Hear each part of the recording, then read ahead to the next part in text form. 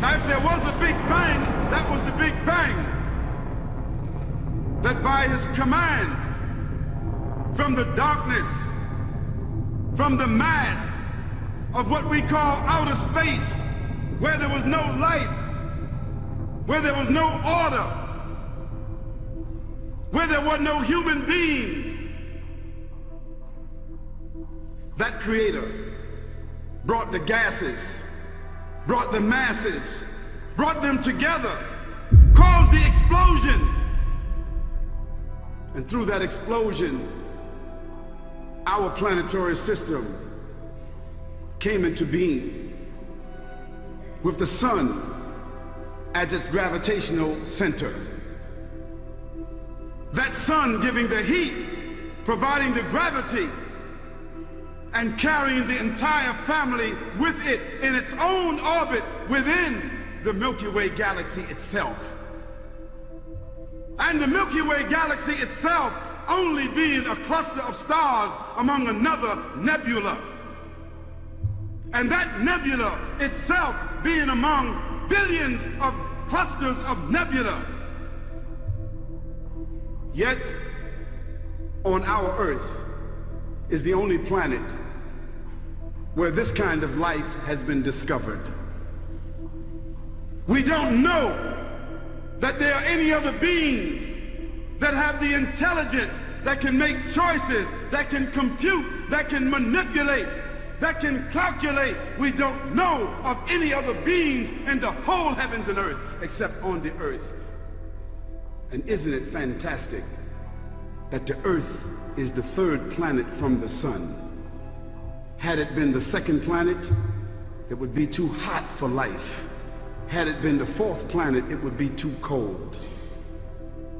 So Tabarakallah, blessed be the Creator, who knows in proportion, who knows and who has settled and determined the earth and given it its ecosystems in which our life has evolved out of it. So he gave this earth its ecosystems. So he gave this earth a sky, acting as it were a canopy to protect it from stars and missiles from falling inside to kill it and destroy it. And so he gave this earth a carpet with mountains and streams, and placed upon that earth mountains to give it the balance it needs. And he gave that earth all kinds of vegetation. And he gave that earth the majority of its surface water so that it had life to generate other forms of life. And inside those oceans he placed countless forms of life that we have yet to discover. And he placed inside those mountains gold, ore, diamonds, all kinds of things from which we gain our benefit from. And he placed inside the atmosphere itself what we need just to breathe and live. And from the dirt of the earth, he created the human beings after he created all the other forms of life. This is the decree that has been made in the Quran that was revealed 1424 years ago. This is the voice of the Creator of the heavens and the earth giving you and I some details. And he revealed this to his servant, his illiterate servant, born in the desert 1424 years ago.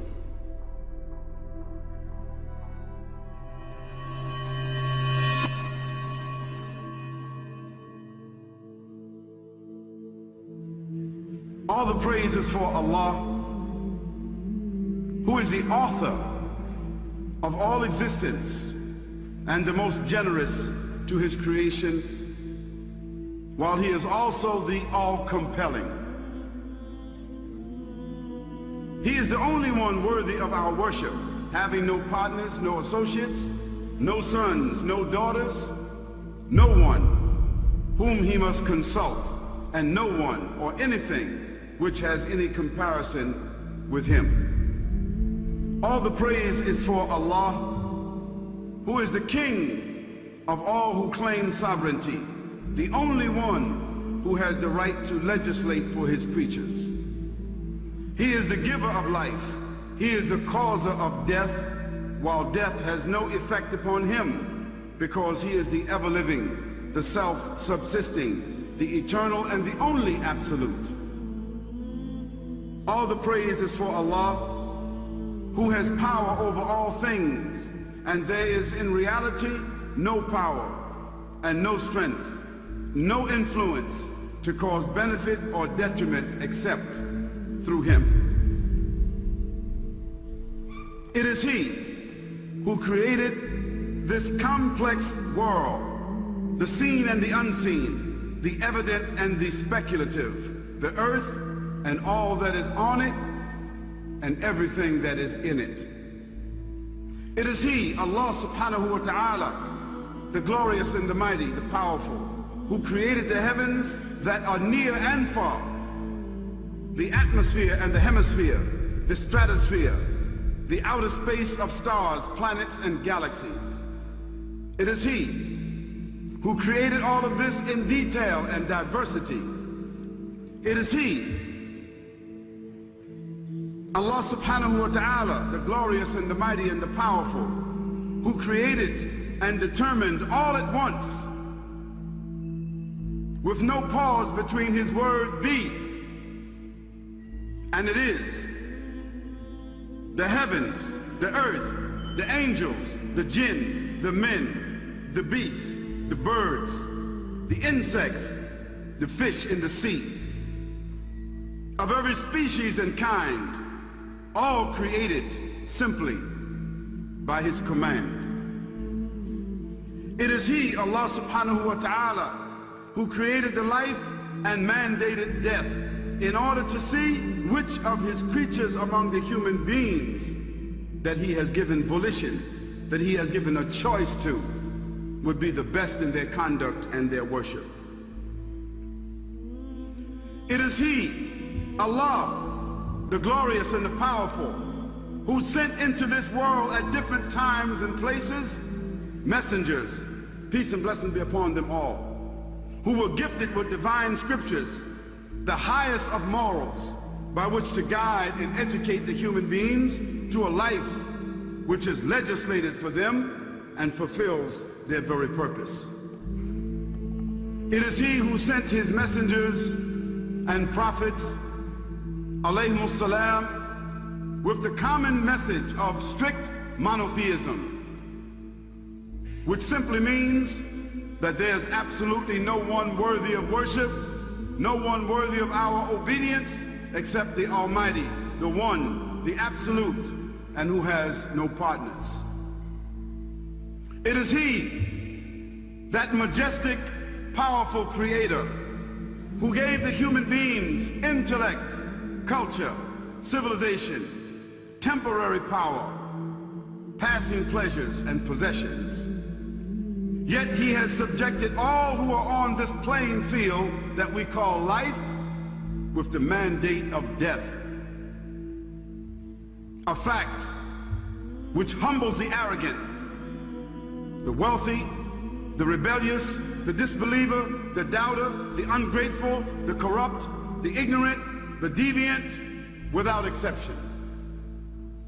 It is this fact that we need to ponder upon in order to reconcile truth from falsehood, right from wrong, the true vision from the apparent mirage of life. Fortunate are those who understand the fleeting value of this world,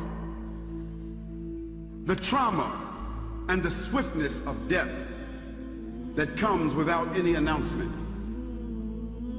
the promise and the assurity of the grave and the resurrection,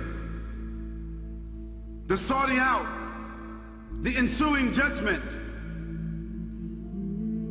and the determination for the final and permanent destinations of paradise and the bottomless pit of hell. In the 7th surah of the Quran, the 59th verse, listen, in the name of Allah, the Beneficent, the Merciful. Indeed, your Lord is Allah, who created the heavens and the earth in 6 periods,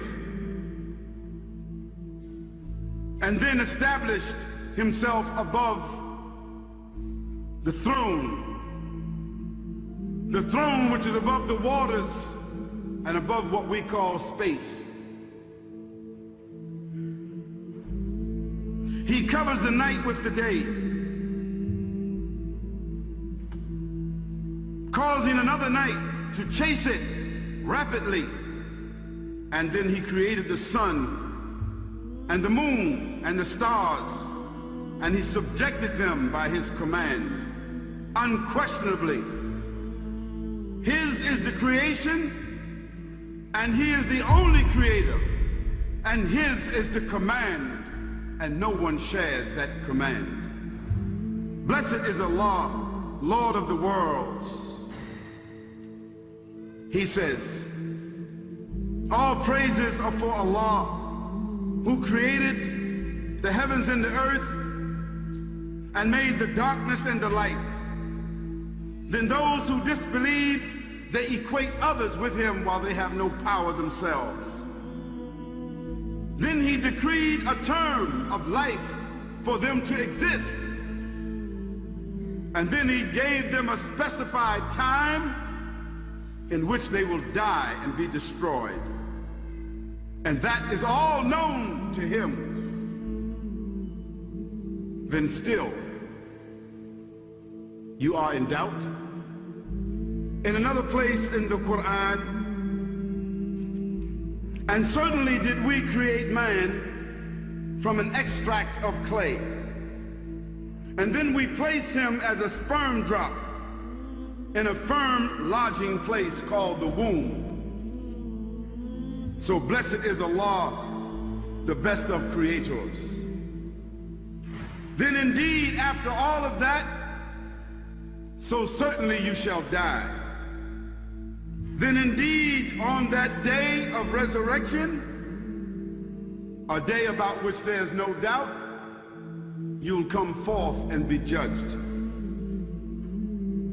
And he says again to us in the Quran,